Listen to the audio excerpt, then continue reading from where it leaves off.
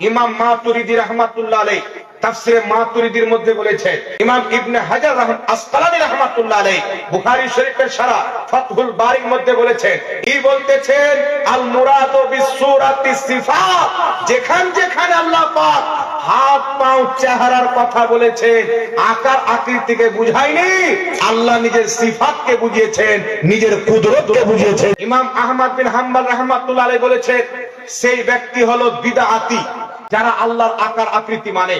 আল্লাহ মিথ্যা বলতে পারে, এই আকীদা রাখা নিকৃষ্ট বিদআত। নবী পাক কবরে মরে মাটির সাথে মিশে গেছেন, এই আকীদা রাখা নিকৃষ্ট বিদআত। আল্লাহ পাকের দেহ আছে, এই আকীদা রাখা নিকৃষ্ট বিদআত। বিদআতের মধ্যে ডুবে তারা আছে, আর নবীর দুরূদকে বিদআত বলছে, মিলাদকে বিদআত বলছে। যদি বিদআতি কেউ থাকে তারা হচ্ছে ওয়াহাবি জামাতের লোক, আর সুন্নতি কেউ যদি থাকে তারা হচ্ছে সুন্নি জামাতের লোক।